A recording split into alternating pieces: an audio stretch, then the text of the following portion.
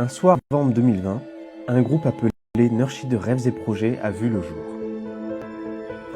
L'idée était la suivante, réunir en un seul endroit des personnes désireuses de mettre en place leur projet.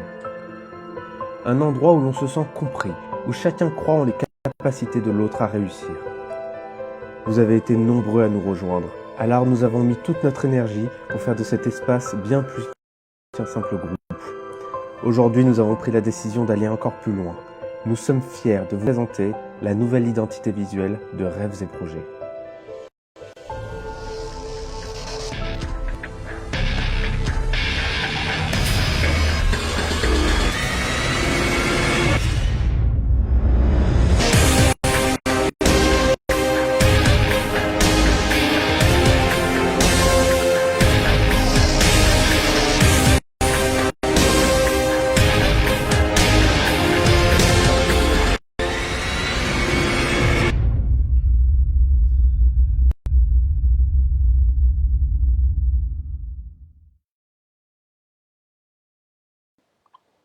Bonsoir à toutes et à toutes.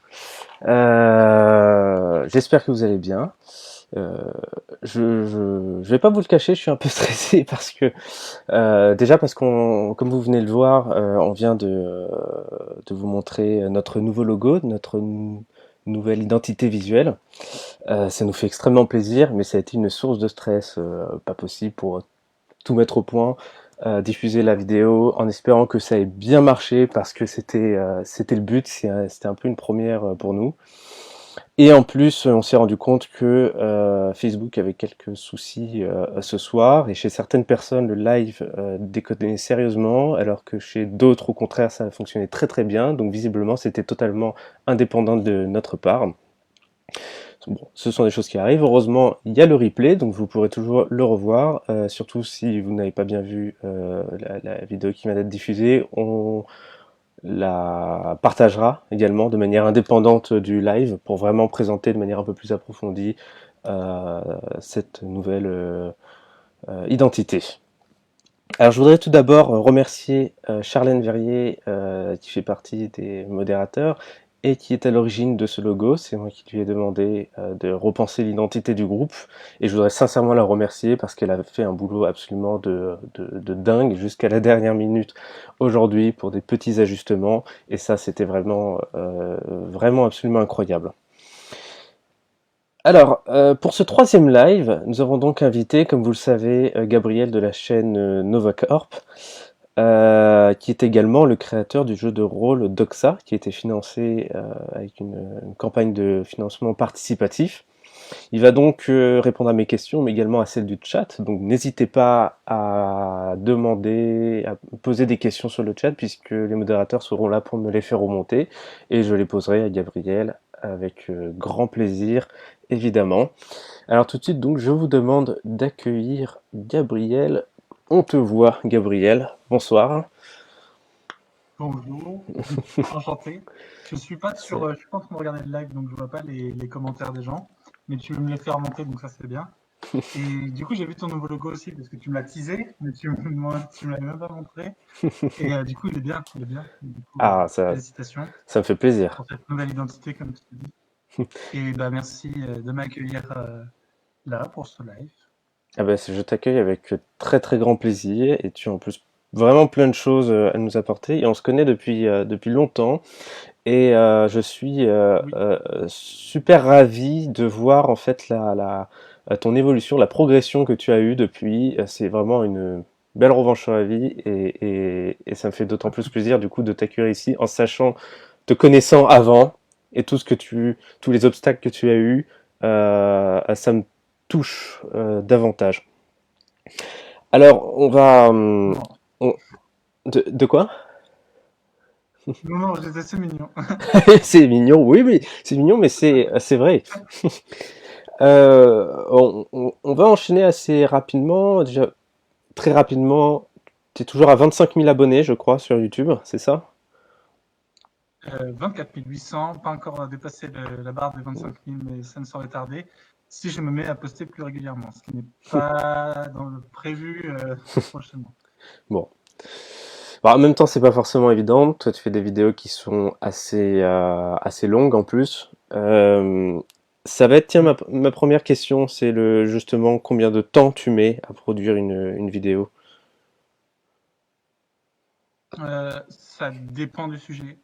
Bah, du coup, il faut savoir que NovaCorp, déjà, pour situer, c'est une chaîne de vulgarisation culturelle, donc on va pas être trop dans le divertissement.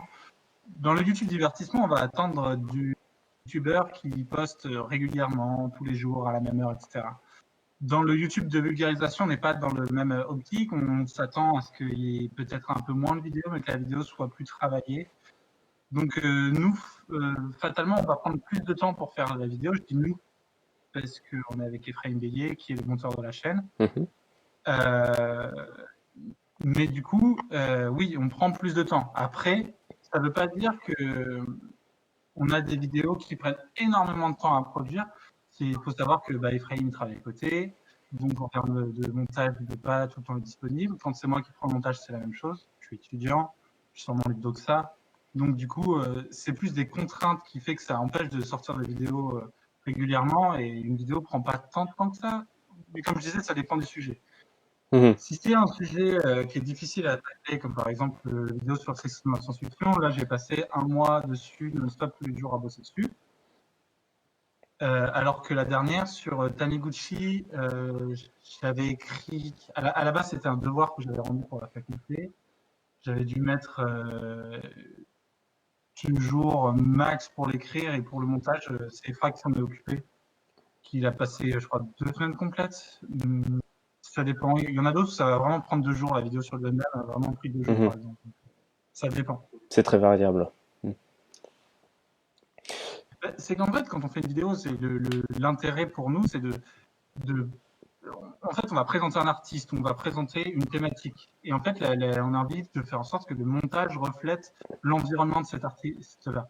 Par Mhm. exemple, Taniguchi, qui est un mangaka, qui fait attention à énormément de détails, qui est dans une précision très impressionnante, on voulait faire en sorte que le montage de la vidéo puisse refléter ça. Mhm. Alors que d'autres thématiques ou d'autres artistes qui ont plus des approches abstraites ou fouillis, bah là, la vidéo, on va faire en sorte qu'elle reflète plus ça. Par exemple, la vidéo sur Évangélion qui parle de la dépression, le ton, il est vraiment calme et du coup, il n'y a pas de trucs extravagants dans le montage. C'est très lent, il y a la musique Mhm. juste à peine ce qu'il faut. Donc Et c'est donc, du coup, la vidéo sur Évangélion a pris vraiment très peu de temps, c'est extrêmement variable. par exemple.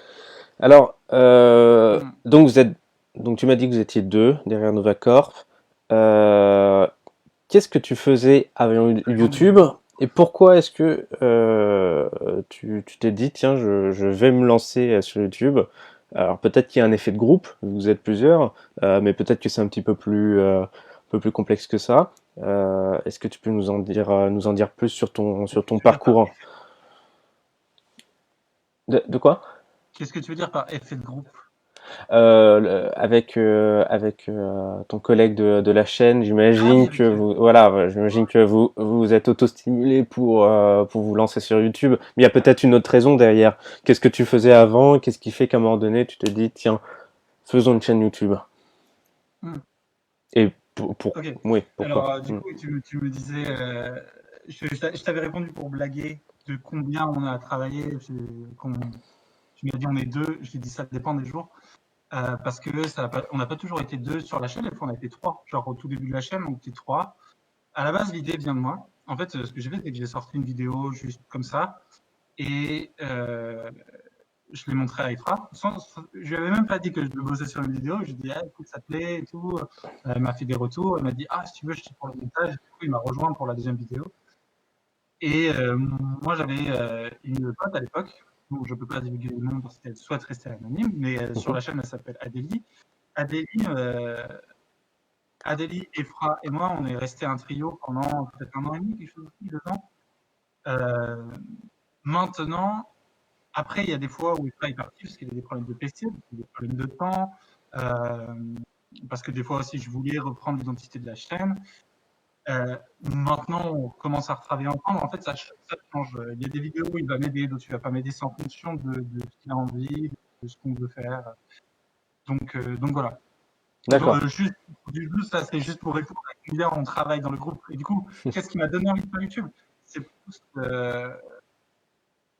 c'est c'est juste parce que j'aimais beaucoup YouTube, je traînais dessus, je pense comme tout le monde traîne dessus et j'aime beaucoup créer. J'aime pas. En fait, quand je regarde une œuvre, quand je regarde une vidéo, quand je regarde un film, un bouquin, j'ai immédiatement cette envie de me dire j'ai envie de faire pareil. Pourquoi je peux pas faire pareil? Et du coup, laissez-moi tranquille, laissez-moi faire ça, tu vois. Même si j'ai aucune compétence dans le sujet, quand je vois un film, je suis en train d'analyser comme si moi-même je devais le réaliser. Ce qui du coup fait que j'essaie de tout contrôler, mais c'est vraiment pas bien. Et pour YouTube, j'ai décidé de lancer le pas parce que YouTube c'est plus facile que de se lancer dessus que de se lancer dans le cinéma ou de se lancer dans des projets plus ambitieux. Mhm. Euh, Donc voilà, à la base, c'était vraiment que pour ça. Ah, non, si, quand même important. On bossait sur mon livre qui est sorti il n'y a pas longtemps d'Oxa, mais on bossait déjà à l'époque dessus. Et à la base, je voulais faire en sorte que la chaîne soit une continuité de l'univers qu'on était en train d'écrire dans le bouquin. C'est resté très peu, ça n'a pas marché. La culture sur YouTube, c'est très, très compliqué à gérer. Il y en a qui le font bien, mais c'est rare. Et du coup, on a abandonné très vite parce que c'était pas pour moi, c'était très dur en plus, donc autant arrêter. La Donc, volonté première de se lancer, on va dire, alors, pas eu. je comptais à la base en parler plus tard, mais du coup c'est intéressant que tu dises ça. Pardon. Donc pour remettre dans le contexte, donc tu es créateur du jeu de rôle Doxa, mais ça veut dire que quand tu as commencé la chaîne, tu travaillais déjà sur Doxa et même si tu n'avais encore rien présenté, la chaîne était faite comme une extension de Doxa. Donc Oui, oui, c'est ça. d'accord, ok, Un peu, à moindre mesure quand même, hein. Mais oui, donc ça fait 6 ans qu'on bosse dessus, alors que NovaCorp, la chaîne YouTube, ça fait 4 ans, quelque chose. d'accord, ok. Donc Oui. c'est très très très ancien. Bon, Euh, on va rester concentré vraiment sur YouTube pour le moment, puis on reviendra sur Doxa après. Euh, Ça te faisait peur de te lancer ou pas? Est-ce que tu avais déjà du matos de prêt? Euh, ou est-ce que tu as acquis au fur et à mesure de tes vidéos du matériel, mais aussi peut-être des compétences? Est-ce que tu as eu beaucoup de soucis? Ou est-ce que tu t'étais suffisamment bien préparé peut-être? Et du coup, tu étais très serein? Comment ça s'est déroulé? hum, je sais qu'il y en a beaucoup qui ont peur de se lancer sur YouTube. Je m'envoie souvent des messages pour me dire ah comment je devrais faire, etc. Le meilleur conseil, qu'un conseil qu'avait donné Antoine Daniel à l'époque, et que beaucoup de gens le disent, mais je sais pas pourquoi Antoine Daniel m'est resté dans la tête, c'est lance-toi, juste lance-toi. Et c'est un peu ce que j'ai fait sans vraiment trop y réfléchir. Je suis sauté en me disant on verra bien, si ça me plaît, je continue, si ça me plaît pas, j'arrête. Et du coup, non, j'ai pas trouvé ça extrêmement compliqué parce que justement, je m'étais juste dit, allez, on se lance. De toute façon, c'est YouTube. Si ça plaît pas aux gens, les gens me feront des retours et ça me permettra d'évoluer. Ça va être un problème du tout pour moi. J'avais, j'avais plus peur des compétences techniques et de ma légitimité sur YouTube déjà dès le début. J'ai toujours peur de ça. Mais disons que je suis arrivé en mode, tiens, je vais faire des vidéos de vulgarisation culturelle, alors que je sortais du lycée, que j'avais vraiment pas de connaissances dans les sujets dans lesquels je traitais. Du coup, j'avais l'impression d'être vraiment pas à ma place pour parler de ce sujet-là. Donc, la première vidéo, c'était sur l'intelligence artificielle. Donc, j'ai passé du temps à regarder des conférences, à me renseigner sur le sujet. Mhm, Mais j'avais pas une méthodologie d'analyse qui était suffisante. Et même si la première vidéo, je sais qu'on me fait toujours des bons retours, malgré que je la trouve plutôt mauvaise, on me fait toujours des bons retours dessus. Les autres vidéos qui suivent après sont plutôt mauvais. Et pour le coup, là, on n'en repart jamais, parce qu'ils sont complètement tombés dans l'oubli. C'est vraiment des vidéos très, très mauvais. Parce que j'avais un problème de méthodologie, je ne savais pas de quoi je parlais. mhm, Donc, c'était plus ça qui me faisait peur, réussir à trouver ma place et réussir à être pertinent dans un milieu où en fait tout le monde est bien plus pertinent que moi. Je voulais parler d'un film, mais il y avait le fossoyeur de film qui a plus ou moins les mêmes goûts en termes de science-fiction, en termes de cinématographie, qui parle des films que j'ai envie de parler aussi, mais sauf que lui, il a fait une thèse sur le sujet. Donc, comment est-ce que tu trouves ta place dedans? C'est assez compliqué. Donc, mhm. il a fallu que je cherche ailleurs, mais bon, peut-être qu'on reviendra sur le sujet plus tard. Je voulais répondre à ta question aussi sur l'équipement. Je me suis lancé avec rien du tout, hein. J'avais vraiment un PC nul, pas apte à faire du montage. Je passais vraiment des jours à me prendre la tête sur un logiciel de montage qui s'appelle DaVinci Resolve, que je déconseille, qui est gratuit, mais qui est vraiment très, très mauvais. Et, euh, et j'avais un micro aussi. Qu'est-ce que j'avais comme micro? J'avais un Shure, je crois. Mais vraiment la plus belle gamme du micro Shure qui a coûté 40 euros, qui est plus utile. Oui, c'était ça. J'avais juste acheté un petit micro qui coûte pas trop cher et un pop filter. J'avais même pas de caméra en fait. La raison pourquoi je monte pas ma tête sur ma chaîne, c'est parce que j'ai pas de caméra. Je n'ai toujours pas aujourd'hui. J'ai vraiment rien comme matos. Ouais. Et au Donc, final, ouais. au final, c'est pas plus mal parce qu'effectivement, tes vidéos avec le montage dynamique tel qu'il est, ça fonctionne finalement très très bien aussi. Et c'est peut-être effectivement moins risqué que d'avoir voulu filmer sans forcément connaissance technique sur comment est-ce qu'on filme, avoir un bel éclairage, etc. Bon, voilà, si tu maîtrises le montage, tu es capable effectivement de faire un truc qui est vraiment potable. Ouais. La caméra viendra au fur et à mesure, mais je pense que euh, commencer sur YouTube avec une caméra, c'est 10 fois plus compliqué que de commencer sans caméra, parce que avec une caméra, comme tu l'as dit, il faut avoir toutes les connaissances techniques, mais avec une caméra, on a tendance à vouloir divaguer, à vouloir faire autre chose que de parler du sujet qu'on est censé traiter. On va vouloir faire des blagues, on va vouloir incarner des personnages, on va vouloir créer des décors. C'est des choses qui sont très bien, mais qui demandent énormément de maîtrise. Si déjà en plus en plus, il faut savoir écrire, il faut savoir faire de montage, il faut savoir faire tellement de choses. Si en plus tu te rajoutes la caméra, le fait d'être à l'aise devant la caméra, ça rajoute énormément de temps d'apprentissage qui peut être très bien si c'est vraiment ce que tu as envie de faire, toi, tu vois. Mhm. Mais faut être sûr, il faut expérimenter différents formats avant de se dire, OK, je vais prendre la caméra. Il faut vraiment faire attention, parce qu'il y a plein de vidéos sur YouTube, on commence avec des caméras et il y a un peu d'humour un peu cringe ou alors la malaisance quand on est devant une caméra, on le ressent 10 fois plus que devant un micro. Après, ça Oui. mérite de faire en sorte que les gens ils peuvent attacher une voix à un visage, mais c'est pour ça qu'il y a plein de youtubeurs qui, par exemple, qui montent pas leur tête, mais qui vont mettre des petits avatars qui bougent. Je pense à Alain Kéteracide ou à plein d'autres Mhm. youtubeurs qui vont avoir une cote pour que les gens mettent une voix sur le village pour faire en sorte que ce soit plus attachant. Nous, on avait essayé de faire ça, mais finalement, c'est pas une direction qu'on a envie de prendre, parce que après, on a envie de faire en sorte que le public il s'attache particulièrement à un personnage ou quoi que ce soit. On a juste envie que le public il fasse attention à ce dont on lui parle et on a envie de lui faire en sorte, on a envie de faire en sorte qu'il découvre les œuvres qu'il présente. Et donc, on n'a pas envie que son attention aille autour d'une personne ou quoi que ce soit. C'est pour ça que j'hésite à reprendre une caméra, mais ça viendra peut-être un moment.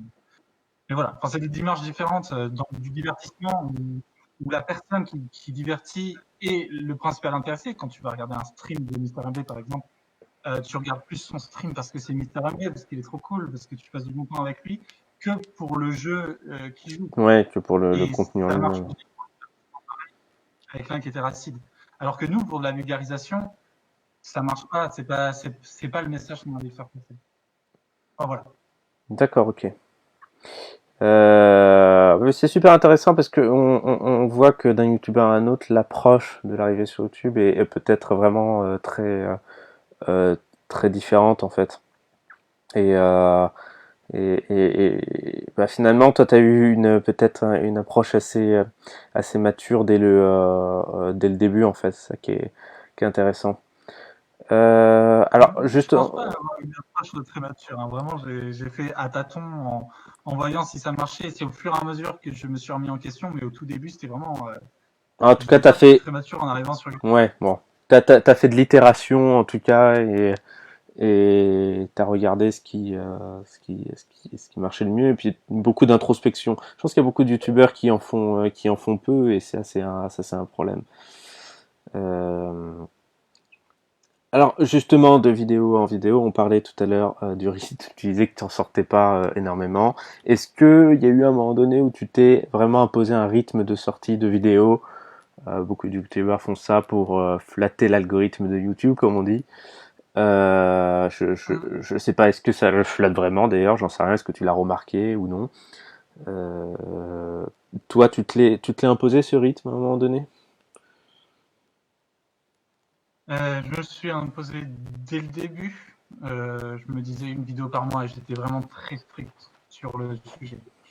Quand je disais que c'était une vidéo par mois, c'était vraiment une par mois. C'est-à-dire que s'il y avait quelque chose qui se passait mal du côté des monteurs, Mhm. quelque chose qui se passait mal de mon côté ou au niveau du doublage ou n'importe quoi, ça allait pas. Il fallait que les choses reviennent dans le droit chemin et ça a mené à des engueulades pas possibles. Parce que dans ma tête, il fallait que ce soit une par mois, ça sera une par mois. Et si on pouvait faire plus, c'était plus. On casait le plus possible à faire. Euh, Maintenant, je trouve, enfin ça dépend. Pour le contexte de ma chaîne, je trouve que c'était une démarche plutôt immature de vouloir flatter l'algorithme, de devoir faire en sorte d'aller dans ce sens-là. Parce que pourquoi tu veux flatter l'algorithme? C'est avant tout, le rythme de la vidéo, tu le fais moins pour avoir des vues que parce que tout le monde le fait. Tout le monde autour de toi, mais vraiment, mais même moi, avant que je dépasse les 1000 abonnés ou quoi que ce soit, tout le monde autour de moi me disait tout le temps: Ah, mais du coup, tu sors des vidéos toutes les semaines. Ah non, mais au rythme où tu sors des vidéos, c'est normal que tu fasses pas plus d'abonnés. Et en fait, le discours est plus présent dans l'environnement social que dans YouTube. Même si les chiffres se remarquent un peu, j'ai l'impression que c'est plus l'environnement social qui met de la pression autour de ça. Mhm. Tout le monde en parle tout le temps, même aujourd'hui. Les commentaires YouTube surtout me le font remarquer. Quand je sors une vidéo, en ce moment, les gens ils me disent ah, il y a longtemps qu'on t'a pas vu, on avait cru que t'étais mort, mais ça arrive à toutes les vidéos maintenant. Euh, j'ai l'impression que la pression n'est plus de ça que d'un algorithme réel. Ensuite, je trouve que c'est pourquoi est-ce que tu veux faire l'algorithme? Est-ce que c'est parce que tu as envie de gagner de l'argent, que tu veux faire en sorte que ta chaîne marche, quoi que ce soit? Oui, en effet, on a tous envie que notre chaîne marche. Moi, quand j'ai fait ma chaîne, je me disais, j'ai envie de parler d'œuvres qui m'ont touché pour faire en sorte que les gens puissent les découvrir en espérant que peut-être que eux aussi seront touchés. C'est Mhm. plus une dynamique de partage. Vouloir faire en sorte que ce soit 1 million de personnes, c'est pas mon objectif. Mon but, c'est juste de faire en sorte de pouvoir discuter avec des gens et d'avoir un partage avec des gens.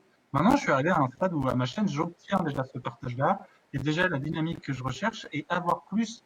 Oui, ce serait sympa, mais c'est illusoire de croire que c'est comme ça qu'on va s'épanouir sur YouTube et qu'on va gagner de l'argent, parce que c'est toujours souvent le discours. Il faut vraiment, vraiment énormément d'abonnés pour pouvoir être indépendant financièrement sur YouTube. Euh, et donc, finalement, quand tu as une chaîne comme la mienne qui n'a pas tant d'abonnés que ça, parce que c'est quand même conséquent pour une chaîne, Ça, c'est vraiment cool et c'est, j'en suis très reconnaissant. oui, c'est déjà beaucoup. Peut-être pas assez pour celui qui vise le Oui, million, mais on n'obtient pas comme ça du jour au lendemain 25 000 abonnés. oui, oui, c'est ça. Non, mais c'est déjà quelque chose. Et avec ça, tu vois, on ne peut pas être indépendant financièrement dessus. Donc, du coup, il faut que je cherche d'autres raisons. Et puis, de toute façon, l'indépendance financière, c'est pas la chose qu'il faut regarder en premier quand tu te lances dans des projets créatifs. Ce qu'il faut que tu regardes, c'est comme qu'est-ce que toi, tu as envie de raconter. Et du coup, moi, j'ai répondu à ma volonté créative. Et en plus de ça, j'ai le partage que je veux avec les gens de ma chaîne. Je vais faire en sorte je vais continuer de faire des vidéos, je vais faire en sorte de faire grandir ma chaîne, mais pas l'obsession comme j'en étais au début où je me disais, allez, je vais faire une vidéo par mois, je vais rentrer, je vais faire plaisir à YouTube. Ça m'intéresse pas, ça m'intéresse plus aujourd'hui. Maintenant, avant, je faisais des vidéos juste pour faire des vidéos. Genre, je me disais, ok, c'est quoi le sujet de la prochaine, c'est quoi le sujet? Et j'étais vraiment en batterie, tu vois. Maintenant, quand je fais une vidéo, c'est parce que ça me plaît vraiment. Mhm. Et du coup, des fois, je mets 6 mois pour la faire. Mais je m'en fiche. Mais je mets 6 mois pour la faire et la qualité n'est pas forcément supérieure à la vidéo précédente. Euh, N'empêche qu'on a quand même envie de faire en sorte qu'il y ait une qualité qui soit là. Qui soit Mais constante. je veux juste dire, des fois, on va mettre 6 mois pour sortir une vidéo, ça va pas être le chef-d'œuvre en plus, tu vois. Mais c'est parce que c'est un sujet qui me plaît et j'ai envie de le faire sur le moment. Du coup, aujourd'hui, je ne respecte absolument pas le rythme de sortie vidéo qui m'est imposé par mon environnement en premier, par YouTube Mhm. en deuxième.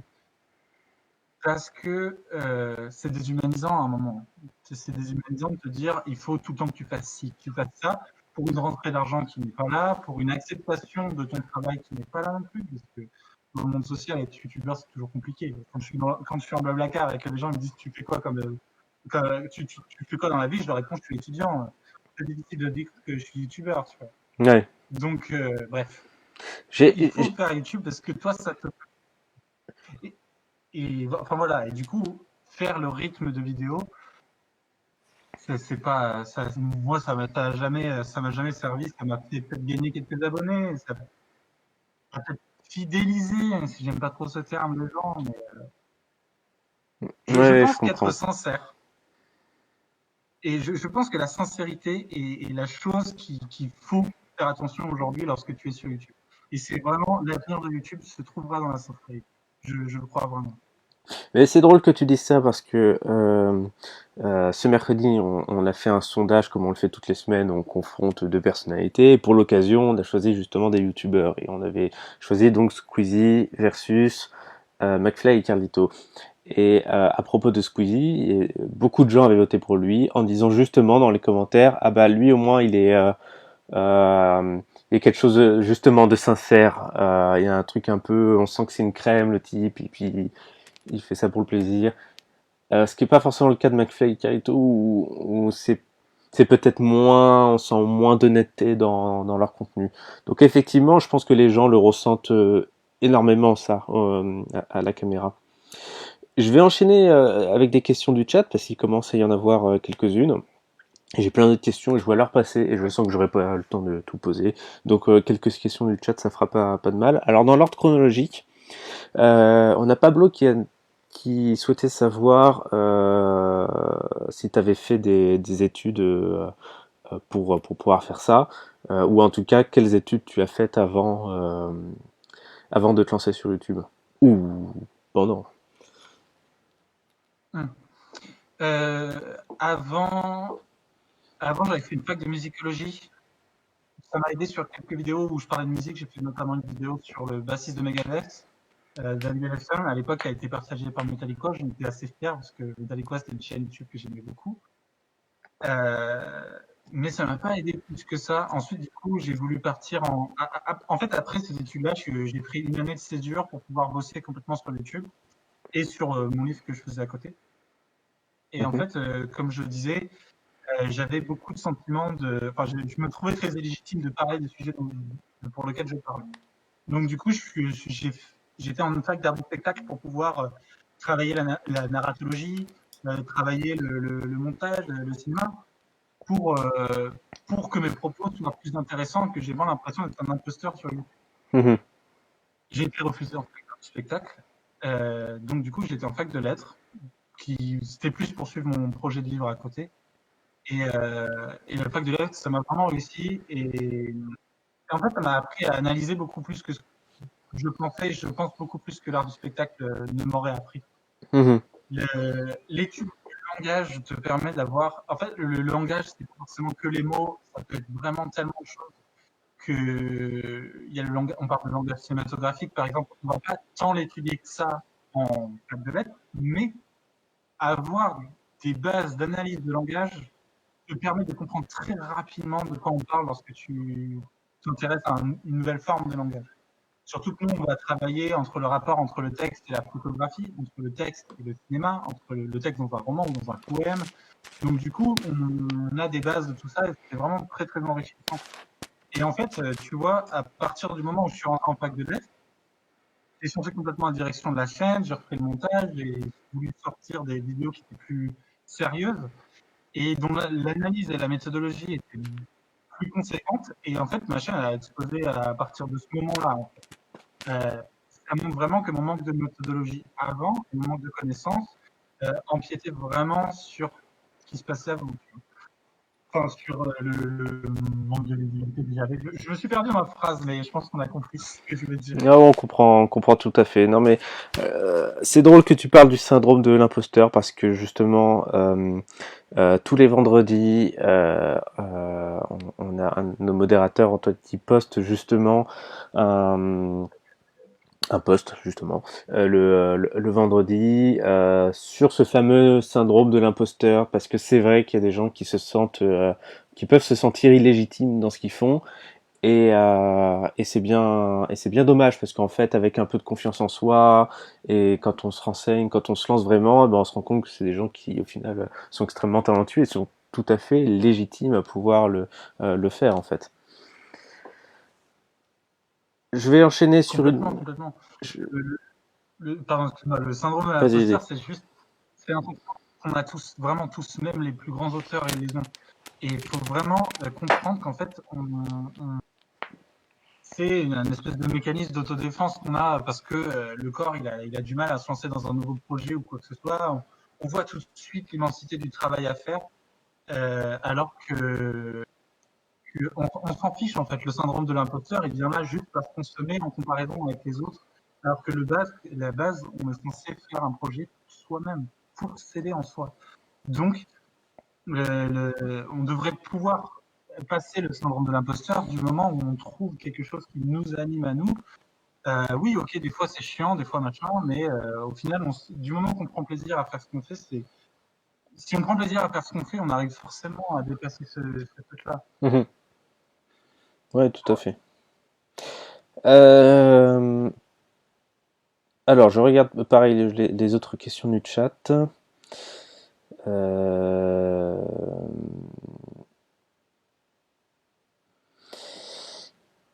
Comment est-ce que... Alors, j'aimerais savoir ce qu'il fait dans la vie, si c'est en corrélation avec ses vidéos YouTube et comment il place son avenir en fonction des études comparativement à YouTube. Toi, donc, t'es toujours en études là actuellement, je crois, c'est ça, hein?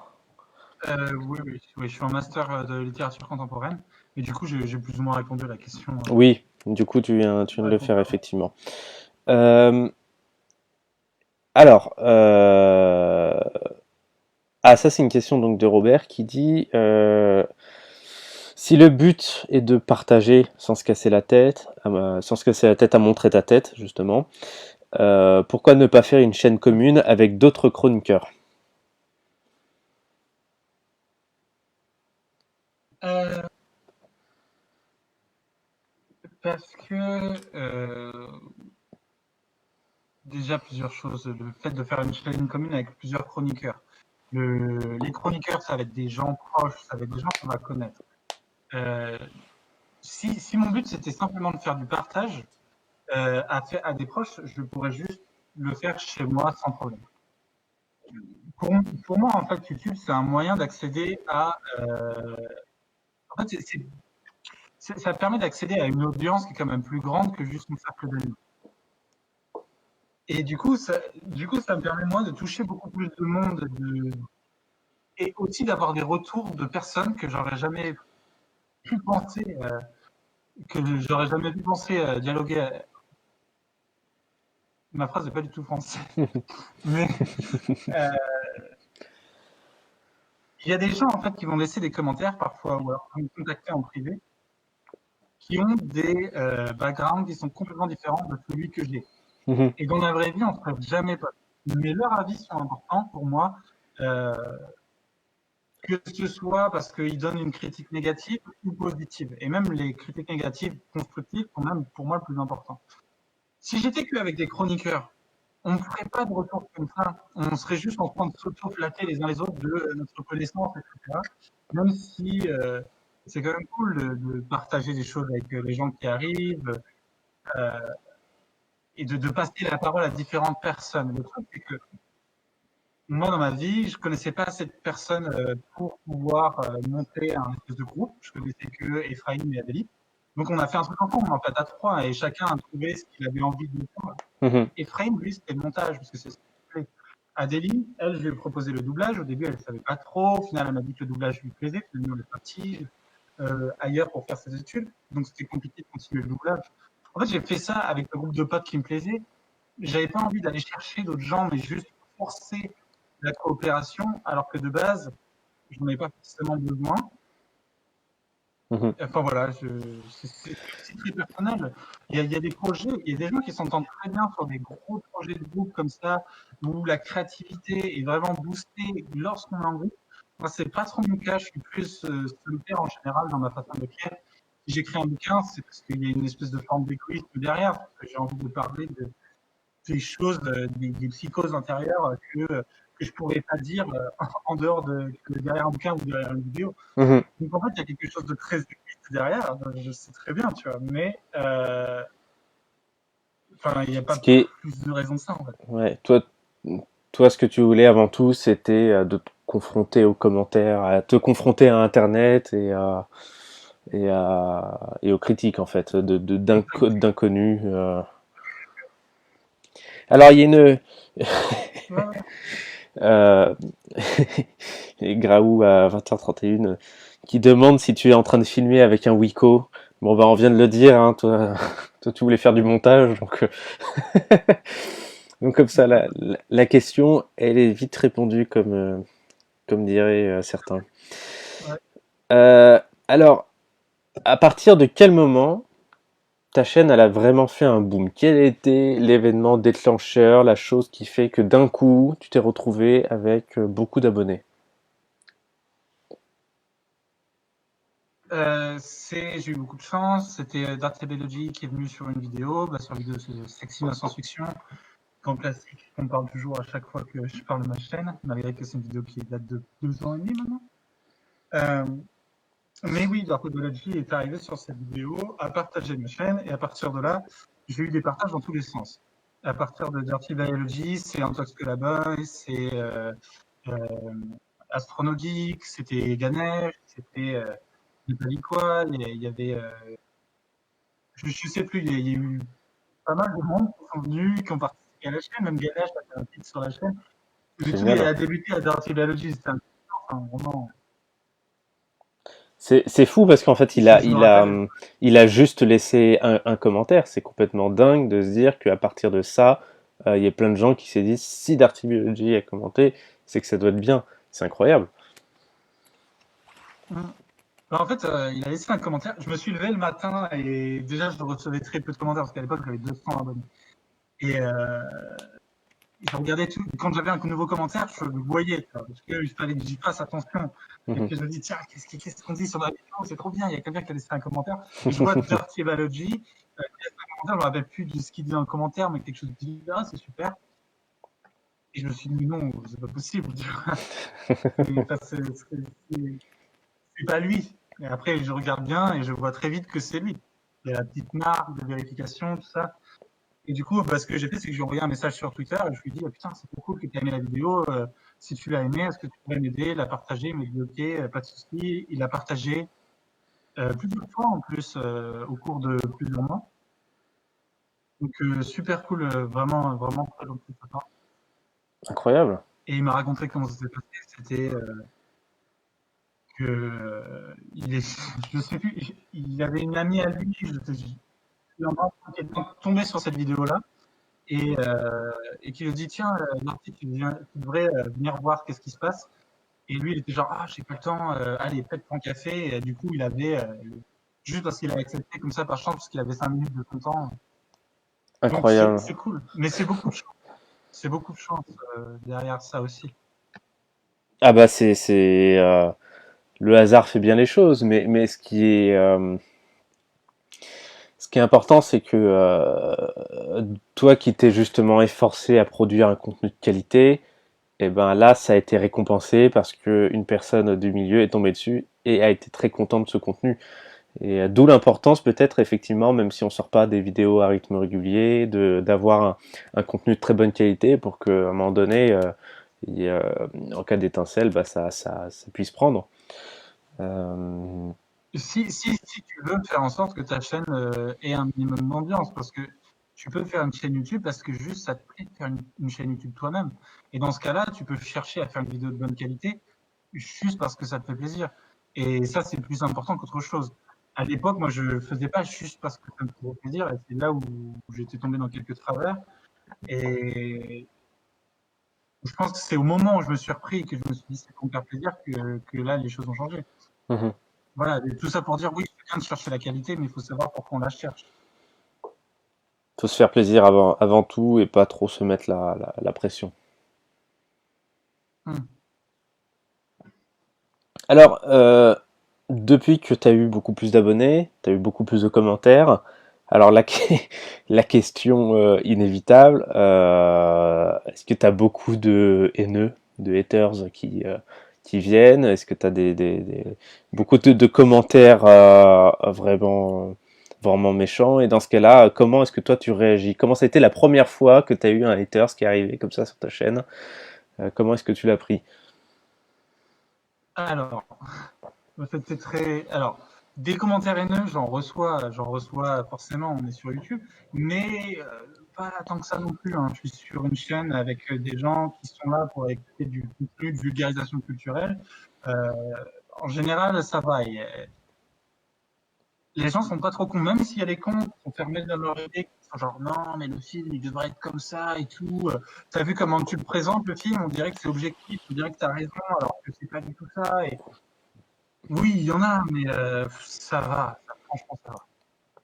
Le pire, le pire que j'ai eu, c'était une personne qui me stockait dans la fac, qui m'envoyait des messages comme ça privés en mode je te vois, je sais dans quel endroit tu es. Et là, c'est plus flippant qu'un commentaire qui dit t'es qu'une merde. Ah oui, Mais c'est presque du harcèlement là à ce niveau-là là. oui, c'est ça. Donc ça c'est plus chiant qu'autre chose.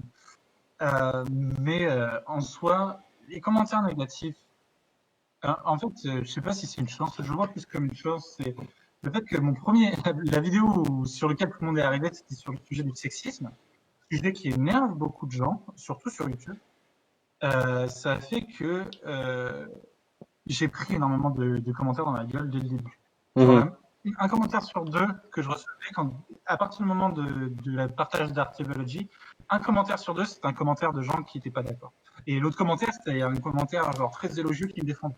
Donc j'avais les deux extrêmes constants, mais j'étais confronté direct, je pense, à cette négativité constante sur YouTube. Et je pense que je me suis mis un bouclier direct parce que ça avait, sinon, ça aurait été vraiment chiant de voir ça au fur et à mesure. Là, je me suis vraiment pris ma claque dans ma gueule, de me dire, OK, c'est bon, c'est passé. Et après, quand j'ai fait d'autres vidéos sur des sujets peut-être un peu moins polémiques, qu'il y avait des commentaires négatifs, j'étais déjà passé à autre chose. Je me disais, j'ai déjà eu une autre vidéo où je me suis pris 30 fois plus.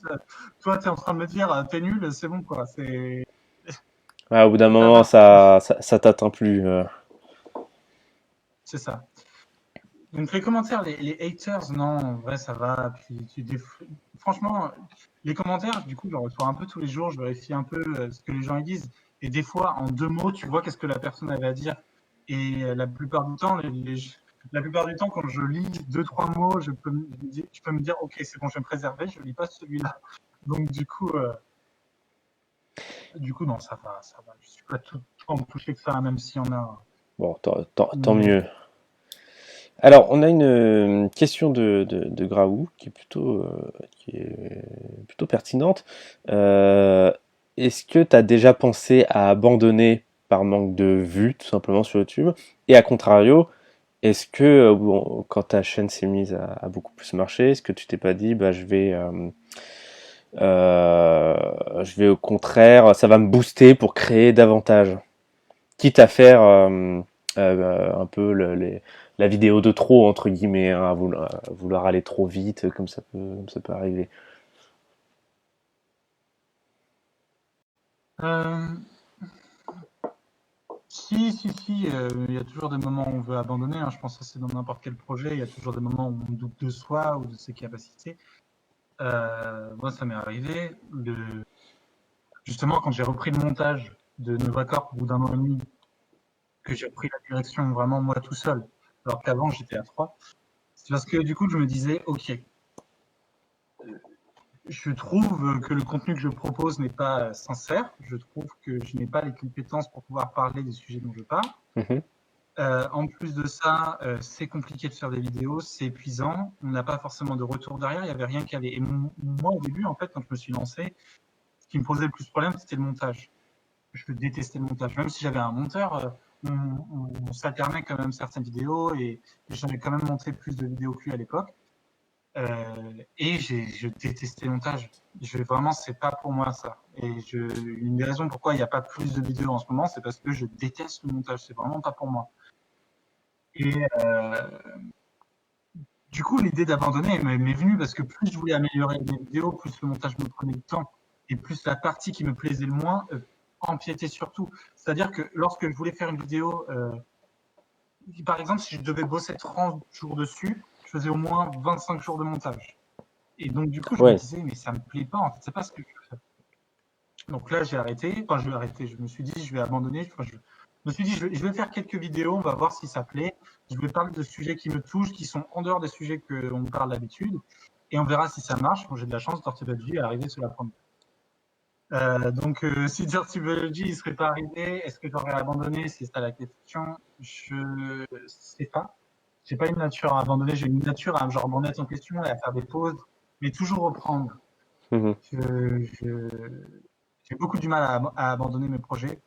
J'ai de la chance parce que je sais qu'il y a plein de gens qui commencent plein de trucs, qui arrêtent plein de trucs tout le temps. Je suis très reconnaissant pourquoi mon corps m'accorde le fait de toujours revenir sur les projets infinis que je n'ai pas fini et de me concentrer que dessus. Donc, non, c'est une chance. Disons que, est-ce que j'aurais arrêté si Dirty Biology? Je pense pas en réalité. La deuxième question, c'était est-ce que oui, le fait de faire plus de vues m'a boosté, Voilà. ma créativité. Euh,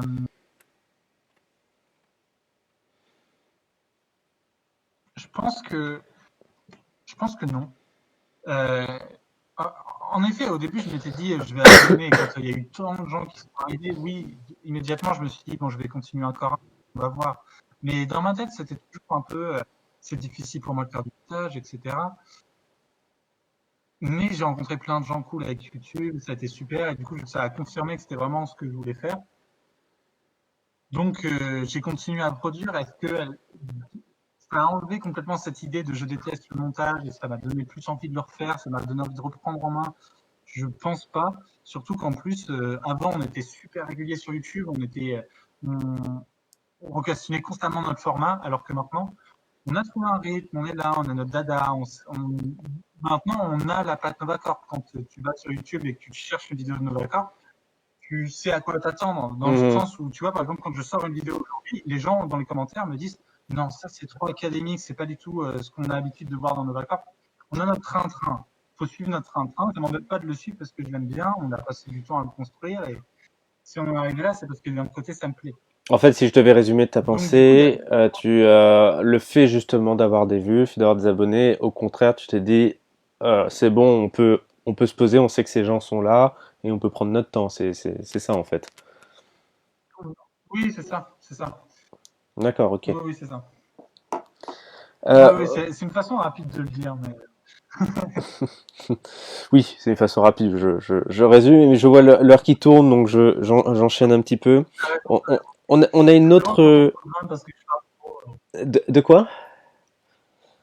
Non, je te dérange dans ton programme parce que je parle trop, mais. Non, moi je m'adapte, ça va, ça c'est pas c'est pas un problème. Et au contraire, c'est bien que tu parles, ça nous fait du contenu. Il vaut mieux ça qu'une personne qui n'aurait rien à dire.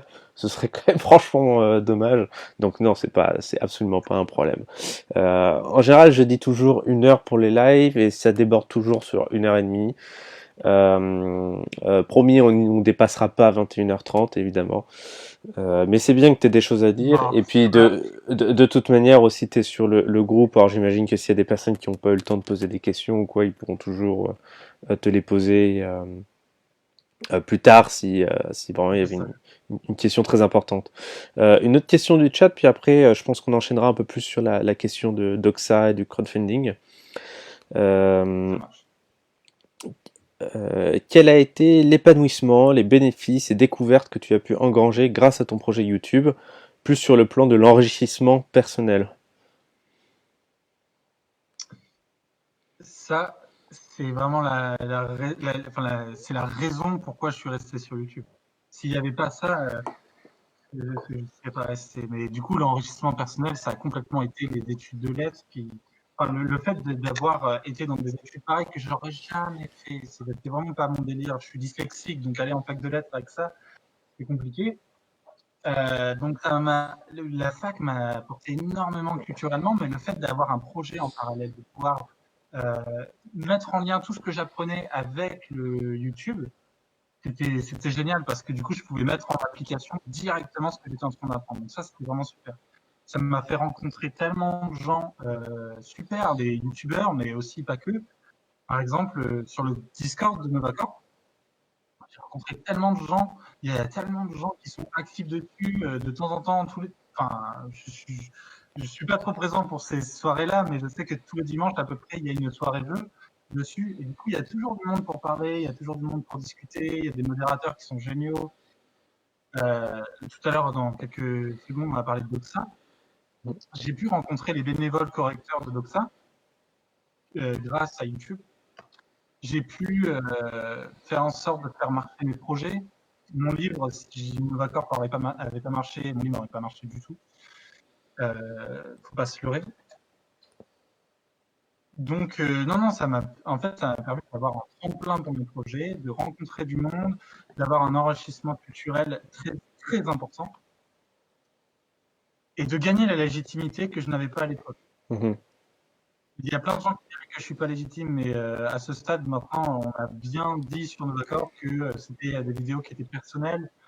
On se place plus du tout dans la posture qu'on avait au début de se dire on a une volonté d'être scientifique sur le sujet. Maintenant, on est plus là en mode non, c'est comme ça que ça me touche, point. Et du coup, ça m'évite de pas être légitime quand on parle de quelque chose. Et du coup, les vidéos finalement font plus à propos de mon ressenti d'une œuvre que de l'œuvre elle-même. Et du coup, ça m'a permis de m'apprendre à me connaître aussi. Mhm. Donc beaucoup de choses, beaucoup de choses. Il y a un dicton qui dit,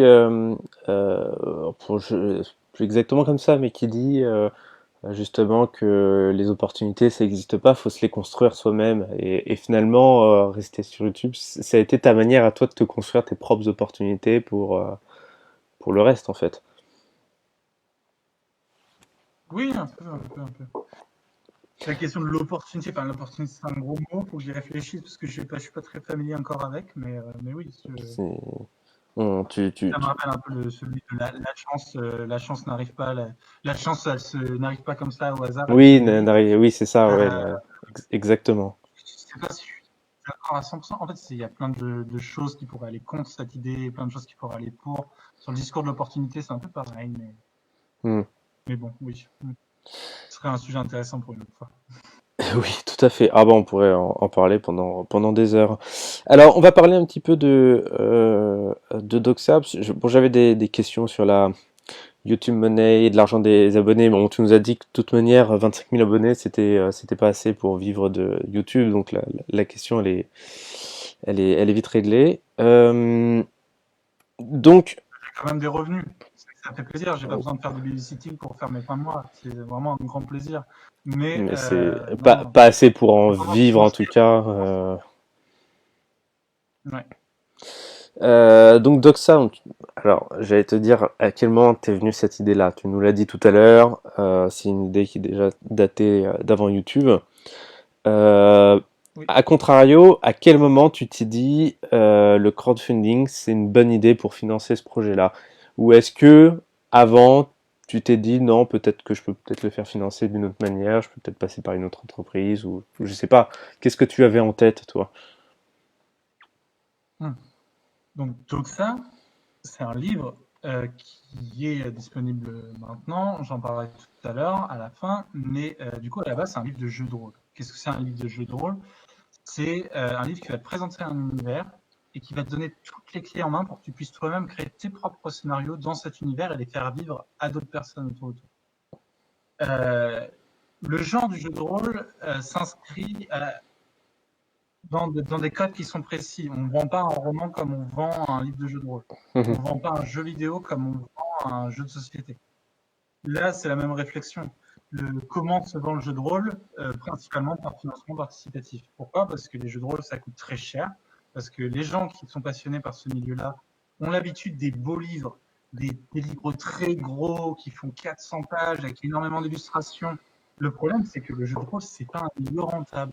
Un jeu de rôle qui a du succès aujourd'hui, c'est un jeu de rôle qui fait 1000 ventes dans l'année. C'est très très peu quand tu compares au succès d'un roman, par exemple. Mhm. Donc, c'est pas suffisant pour que les gens ils puissent vivre. Donc, ça veut dire que dans le milieu du jeu de rôle, on exige le beau livre, mais d'un autre côté, on ne les achète pas parce que c'est trop cher, parce que c'est trop conséquent, parce qu'un livre de jeu de rôle, ça s'apprend, c'est compliqué. Donc, en fait, on exige une beauté du livre, mais d'un autre côté, on ne va pas les acheter parce que c'est trop cher et c'est pas assez pour l'investissement temporel, culturel et financier qu'on va y faire dedans. Mhm. Donc c'est pour ça que le milieu du jeu de rôle passe tout le temps par des financements participatifs. Les plus gros éditeurs de France passent par des financements participatifs. Black D'accord. Edition, par exemple, qui édite Donjons et Dragons ou l'Appel de Cthulhu, qui sont quand même les genres dominants, vont passer par des financements participatifs pour sortir leur gamme. D'ailleurs, Cthulhu, qui est une des plus grosses campagnes, tout genre confondu, hein, que ce soit jeu de rôle ou un autre projet qui n'a rien à voir avec la littérature et le ludique, l'Appel de Cthulhu est un des plus gros succès de financement participatif. Donc le D'accord. jeu de rôle a l'habitude de passer par ce milieu-là. Les éditeurs, en fait, ils peuvent pas se permettre. Donc en fait, c'est pour ça que nous, on a juste suivi le mouvement. Ça n'a pas été conscient de se dire faire un financement participatif, ce serait mieux, ce serait. Non, en fait, ça s'est imposé à nous-mêmes. Ouais, ça a été assez naturel au final. Mm. Et bah, c'est vrai que l'avantage du crowdfunding, jeu de rôle ou non en fait, pour n'importe quel projet, c'est vrai que ça te permet aussi de vérifier que ton idée, elle fonctionne, qu'il y a des gens qui se sont intéressés, qui ont envie de l'acheter. Donc d'une certaine manière, euh, ça évite de trop créer en prenant le risque que derrière ça ne fonctionne pas du tout. Bon, même si toi, tu avais quand même déjà créé beaucoup de choses, euh, euh, au moins ça t'assurait avec cette campagne que derrière ça allait fonctionner. Oui, après, même si ça n'avait pas fonctionné, j'aurais continué à bosser dessus. Hein. C'est pas ce qui allait m'arrêter. Ouais, tu l'aurais fait du coup autrement. Bah, je l'aurais sorti gratuitement, pour les gens. J'aurais trouvé d'autres alternatives. Le financement, c'est pour pouvoir sortir le produit qu'on veut, qu'on imagine, le projet qu'on rêve. Mhm. Le qui marche pas ne va pas m'empêcher de. C'est là parce que les gens n'ont pas confirmé que mon idée était valable financièrement que ça va m'empêcher de continuer dessus. Mhm. Absolument pas. Des idées, tout le monde en a. Tout le monde en a. Il y en a qui ont des meilleures idées que moi et qui pourtant ont des chaînes YouTube qui décollent pas. Et tu vois, c'est dommage pour eux parce que vraiment ils auraient peut-être plus de mérite que moi. Mais tout ça pour dire que c'est pas parce que ça marche pas qu'il faut s'arrêter, quoi. Ouais. Ça sert à rien de chercher la viabilité financière derrière ton idée. Comme je disais, il faut d'abord chercher la sincérité de pourquoi est-ce que toi tu fais ce projet-là. Et si c'est que pour l'argent, c'est pas dans le milieu créatif qu'il faut chercher ça. Oui, je pense que malheureusement tu as raison. Euh, Toi, ta campagne, t'as fait plus de 100% justement. Tu me disais que si tu n'avais pas eu les financements, bon, tu n'aurais pas pu faire le projet idéal, celui que tu avais en tête, mais tu l'aurais quand même fait. Là, étant donné que tu as eu plus d'argent que prévu, ça veut dire que, enfin, toi, tu avais prévu de te dire si j'ai plus, je vais pouvoir mettre en place encore davantage de choses. Tu y avais pensé à ça? Tu t'attendais à ce que ça puisse dépasser les 100%? On n'était même pas sûr que ça arrive parce qu'on a demandé 10 000 euros quand même, c'était énorme, c'était les 100%. On pensait qu'on avait des petites chances d'y arriver parce qu'il y avait YouTube à côté, on avait des gens qui nous suivent déjà depuis longtemps. On se disait qu'il y avait une chance que ça marche. Après, aller beaucoup plus haut que 10 000, nous on a fait 16 400, c'est quand même énorme. Et comment dire, comment répondre à tes questions en fait, un livre de jeu de rôle, ça coûte très cher. Je sais qu'un livre de jeu de rôle, de base, c'est un minimum 20 000 euros à peu près si tu veux vraiment être dans la sécurité totale. Donc en fait, quand tu crées un financement participatif, ton objectif 100%, c'est le minimum que tu as besoin pour faire ce que tu veux. Donc c'est-à-dire qu'avec 100%, nous, on avait un livre qui n'était pas forcément beau, ou alors on avait un livre mais avec très peu d'illustrations à l'intérieur qui était plutôt vide. Quoi. Mais au moins, on avait le format papier, c'était bien. D'accord, ok. Mais on peut pas demander direct aux gens, tiens, filez-moi 30 000, 40 000 euros pour un projet qu'on rêve, tu vois. Nous, on aurait eu vraiment, pour faire vraiment le projet qu'on voulait, ce serait plus dans les 30 000, mais c'est pour ça qu'il y a différents paliers, que ça fonctionne comme ça, le financement participatif. Les gens, ils connaissent pas ton projet, tu arrives et tu leur dis je veux 30 000 euros alors que toi, tu n'as jamais sorti un livre de jeu de rôle de ta vie. C'est une énorme responsabilité qui t'est posée sur les épaules. Mm. Donc c'est pour ça qu'on veut dire ok, on peut faire ça. Vous ne connaissez pas, c'est pas très grave. On peut vous proposer quand même ce produit qui est peut-être un peu moins intéressant, mais qui sera quand même cool. Et donc, est-ce qu'on avait imaginé que ce soit plus oui, dans mes rêves, j'aurais aimé que ce soit 1 million. J'aurais aimé en faire un film. J'aurais fait de l'intermédialité, je ne serais pas resté dans le format du livre minimum. Après, imaginez la réception, est-ce que ça allait marcher ou pas? Je pensais plus rester dans les 10 000 et que voir pas réussir. Et finalement, c'est passé plus. En fait, le but pour nous, c'était d'avoir beaucoup plus, mais on n'imaginait pas qu'on arriverait à dépasser les 10 000. D'accord. Voilà, c'est pour plus simplement. Et alors justement, vu que vous aviez des doutes, à quel moment vous vous êtes dit là on va lancer notre campagne? Quel moment vous vous êtes dit visiblement on l'a bien préparé. D'ailleurs ça pourrait être une autre question, ça, comment est-ce qu'on prépare une telle campagne? Mais justement à quel moment vous vous êtes dit quels ont été les indicateurs qui faisaient que vous disiez bon ça va peut-être le faire si on se lance là maintenant. Hum,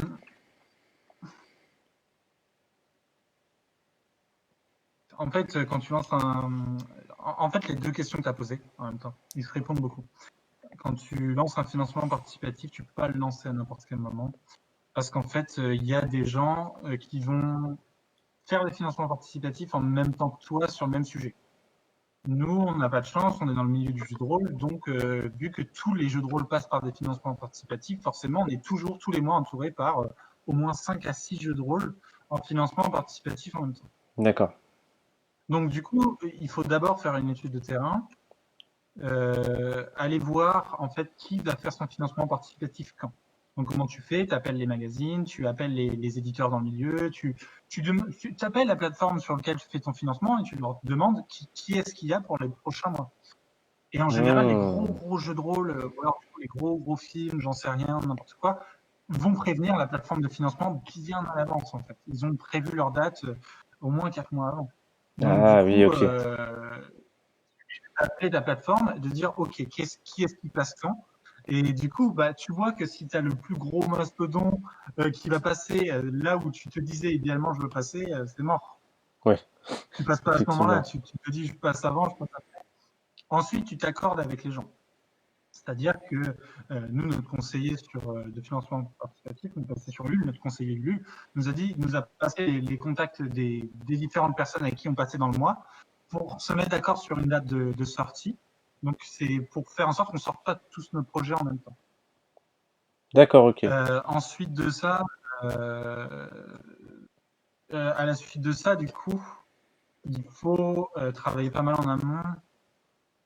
Quand ça s'appelle le temps où tu sors ton financement, c'est un temps qui se travaille. Il te vient pas comme ça. C'est-à-dire, c'est pas en juin que ça va marcher. Ou c'est pas en janvier n'importe quoi. Tu vois. Il faut vraiment que ce soit toi qui crée le fait que ce soit en juin. Donc, c'est-à-dire D'accord. que nous, on a annoncé déjà 3 mois à l'avance qu'on serait en février à peu près. Je m'en vais. C'était en février ou début mars, je ne sais plus exactement. Maintenant, c'était il y a un an. Donc, à partir de là, on a sorti une démo pour dire aux gens voilà le projet qu'on va vous présenter un peu plus en détail plus tard. On a commencé à sortir beaucoup de vidéos sur YouTube. On a commencé à avoir des partenariats. On a commencé à contacter des magazines, plusieurs magazines, passer dans différentes interviews pour pouvoir faire en sorte de tenir au courant que ça va se passer à telle date. Hmm. Donc la meilleure date pour sortir son financement participatif, c'est une date que tu crées. D'accord, ok. Voilà. Ouais, j'avais jamais pensé à ça, de me dire effectivement il y a d'autres concurrents sur la plateforme et c'est bien de prendre des renseignements sur qui va lancer quoi à quel moment.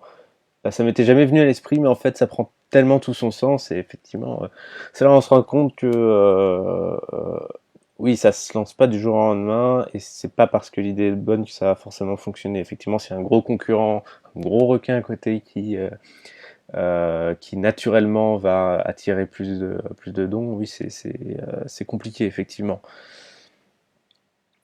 Euh,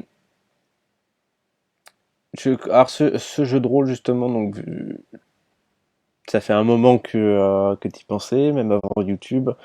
Quelles ont été justement les étapes de développement de ce jeu de rôle? Parce que c'est vrai que c'est pas évident, étant donné que ça demande beaucoup de tests, de réelles parties pour savoir si ça marche. Comment ça s'est passé justement ce développement-là? Alors c'est compliqué de te répondre parce que on m'a posé la question dans une conférence ce mois-ci en début de mois. On m'a posé la même chose, j'ai répondu la même chose. C'est trop vaste. Euh, un jeu de rôle, c'est ingrat comme milieu parce que tu dois t'occuper de tout.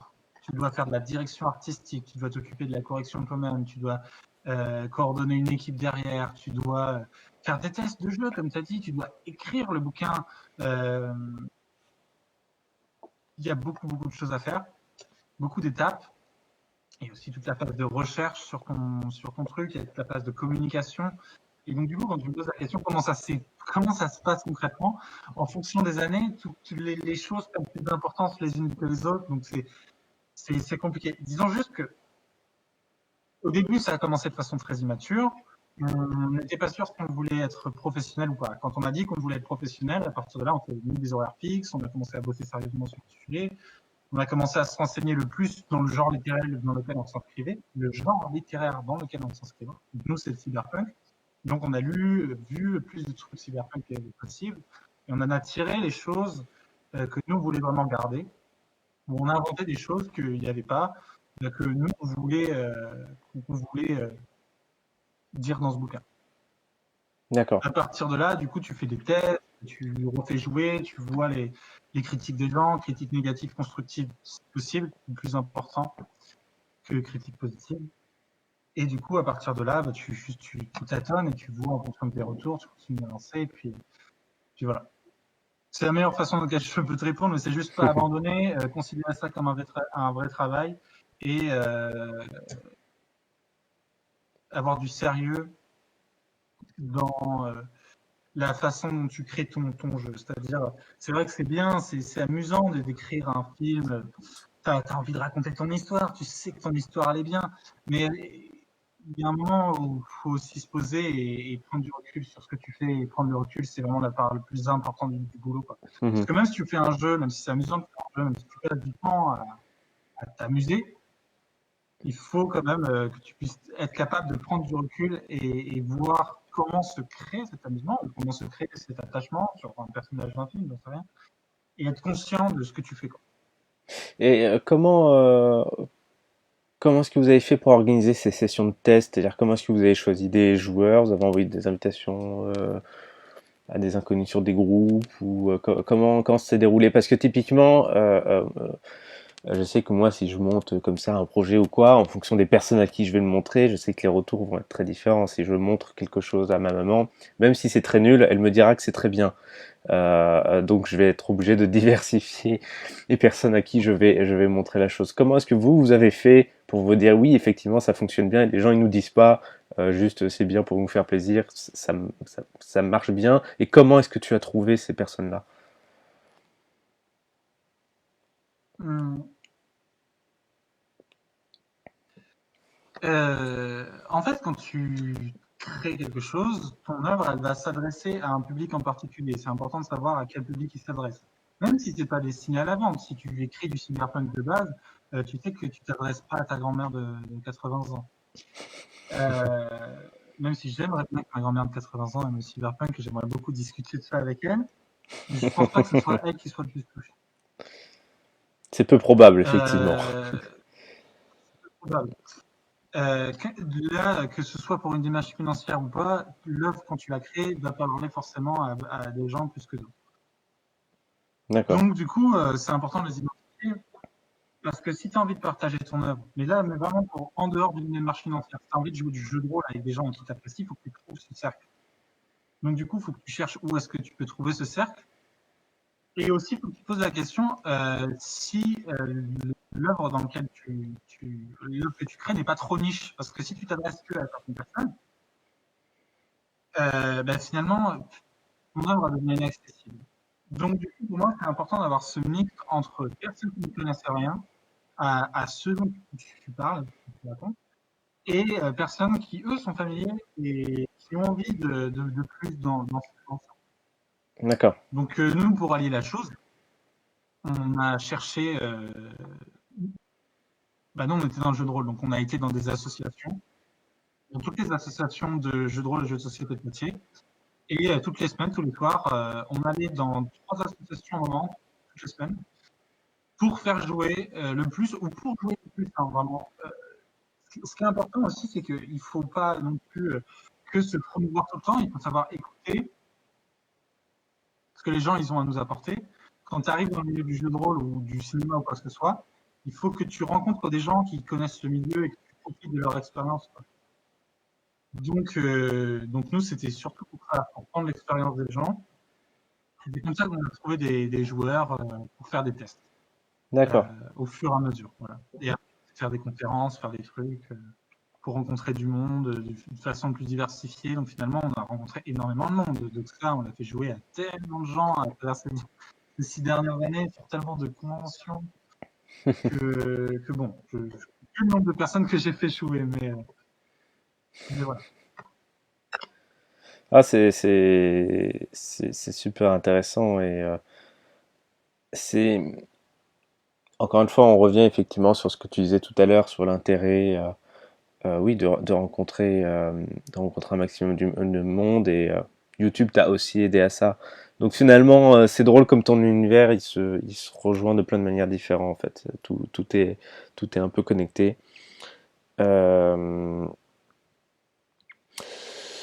Je crois que tu l'as dit tout à l'heure, mais dans le doute, je te pose la question. Tu faisais des vidéos régulières justement sur Doxa, hein, sur ta chaîne. Ça t'a servi justement en partie de promo, même si tu faisais aussi les conventions à côté. Tu as utilisé aussi ta chaîne YouTube pour ce projet-là, on est bien d'accord.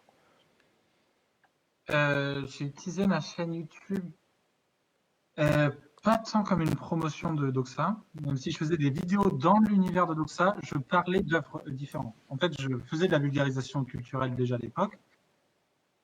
Je parlais pas tant de Doxa, c'était juste, il y avait une trame de fond, une petite histoire, un peu comme quand on regardait les vidéos de Globtopus à l'époque ou Chroma, où en fait il y a des histoires qui, au fur et à mesure des épisodes qui reviennent, on commence à s'approprier les personnages, mais en soi, le cœur de la vidéo te parle d'un sujet en particulier qui n'a rien à voir avec la fiction dans laquelle ils s'inscrivent les acteurs. Donc nous, c'est un peu la même démarche, mais ça n'a jamais été au début dans une volonté de promotion de Doxa. En fait, c'était plus pour une promotion future. On se disait, avec Novacore, peut-être que dans le futur, on pourra s'en servir pour parler de Doxa, mais quand je faisais des vidéos dans l'univers de Doxa, c'était pas du tout. Vraiment, c'était plus pour faire des tests que faire de la promotion immédiate dès le sortie de la chaîne. Mhm. D'accord, ok. On disait juste peut-être un jour. On arrivait à un point sur Doxa où on en avait marre de bosser dessus et on se disait on va se concentrer sur autre chose et peut-être qu'un jour Novacorp va nous permettre de reprendre Doxa. Ça s'est passé, c'est arrivé. Pas de la façon dont on l'aurait imaginé, pas de la façon promotionnelle exactement comme on le voulait, même si c'est grâce à Novacorp qu'on a réussi notre financement. On ne l'a pas fait exactement comme on le voulait au début, mais c'est très bien comme ça et je préfère comment ça s'est passé en mode on a Novacorp et Doxa qui sont deux projets séparés. On a sorti 2 vidéos sur Doxa en disant tiens, on bosse sur ça et si vous voulez, vous pouvez nous aider. Et les retours ont été très positifs et j'ai préféré avoir cette démarche-là que de faire en sorte que chaque vidéo de ma chaîne devienne une pub pour Doxa. D'accord, ok. Donc c'est Donc là, venu vraiment, assez. le projet est dissocié comme ça. Ça s'est fait assez progressivement en fait. Ouais. Alors, en ce qui me concerne, j'ai pu faire le tour à peu près de mes questions. J'en suis presque surpris, disons que j'ai assez bien optimisé les choses, contrairement aux 2 autres lives et c'est bien parce qu'on a seulement un quart d'heure de retard et pas une demi-heure comme sur les autres. Je vérifie qu'il n'y ait pas d'autres questions du chat. Visiblement, on n'en a pas fait remonter d'autres là, mais je vais quand même vérifier. Si on n'a pas d'autres, et ben dans ce cas, on va pouvoir s'arrêter là. Ici, je ne vois rien apparemment. Je vais quand même vérifier sur mon téléphone. C'est comme Facebook fait un peu n'importe quoi tout à l'heure, j'arrête pas de douter. Tac.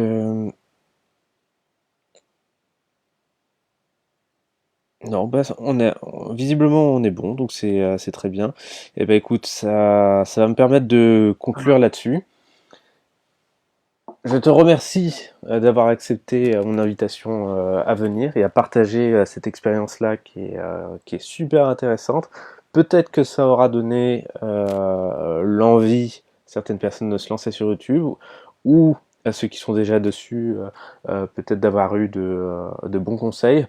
Donc comme je disais tout à l'heure, tu es sur le groupe, donc j'imagine que si quelqu'un vient te poser une question, tu y répondras avec plaisir, j'imagine. Voilà, j'ai pas grand chose à ajouter d'autre. Merci beaucoup. Je vais reprendre dans un instant la communication, moi tout seul à la webcam, mais je te laisse dire au revoir à nos viewers. Ok, ça marche. Merci beaucoup de ton invitation déjà. Et du coup, si jamais vous voulez voir un peu plus les projets que je fais, il y a Novacore sur YouTube et du coup, il y a aussi Doxa. Vous pouvez trouver Doxa sur le site www.jdrdoxa.fr où vous pouvez acheter le livre ou voir la démo, etc. Et du coup, merci beaucoup de votre écoute, des questions qui ont été posées qui étaient très pertinentes et de ce live. Voilà. Bisous. D'autant que Doxa, ça fait que très peu de temps qu'il est enfin en vente là, si j'ai bien compris. Oui, je crois que ça fait 1 ou 2 semaines, quelque chose de style. Comme quoi le timing est parfait, c'était même pas fait exprès, donc c'est super. Je reprends la main, je te remercie Gabriel et je te souhaite une très bonne soirée. Je te rappelle juste après, je prends juste le relais pour faire une petite conclusion. Ça marche. Merci. Voilà, c'est la fin de ce live. Je vous remercie d'y avoir participé. Je ne sais pas trop comment ça s'est comporté de votre côté, comme je sais que Facebook a eu des problèmes ce soir et un certain nombre de personnes m'ont remonté qu'ils n'arrivaient pas à se connecter au live, ce qui est plutôt embêtant forcément. Je sais pas combien de personnes ça a impacté exactement. On va investiguer là-dessus. Je sais que c'est indépendant de notre faute, puisque pour d'autres personnes, au contraire, ça a très très bien fonctionné. Donc c'est un petit peu dommage. Néanmoins, le replay sera dispo instantanément après la diffusion du live. Donc vous pourrez le voir, le revoir quand vous voulez. Si vous n'avez pas vu le live, vous pourrez comme ça le voir après coup. Sur ce, je vous souhaite une bonne soirée et à très bientôt pour un prochain live, le live donc, du mois prochain, sur lequel je n'ai pas encore annoncé le thème. Je le ferai d'ici peu, évidemment. Voilà, je vous souhaite une très bonne soirée et je vous propose de revoir la vidéo d'introduction de notre nouveau logo qu'on a diffusé tout à l'heure. Peut-être que certains ne l'ont pas vu. On va le mettre pour la fin, puis je couperai le live. Voilà, je vous souhaite une très bonne soirée.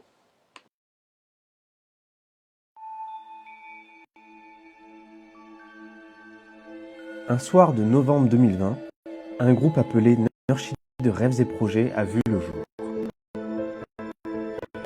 L'idée était la suivante, réunir en un seul endroit des personnes rêveuses, désireuses de mettre en place leur projet. Un endroit où on se sent compris, où chacun croit en les capacités de l'autre à réussir. Vous avez été nombreux à nous rejoindre, alors nous avons mis toute notre énergie pour faire de cet espace bien plus qu'un simple groupe. Aujourd'hui, nous avons pris la décision d'aller encore plus loin. Nous sommes fiers de vous présenter la nouvelle identité visuelle de Rêves et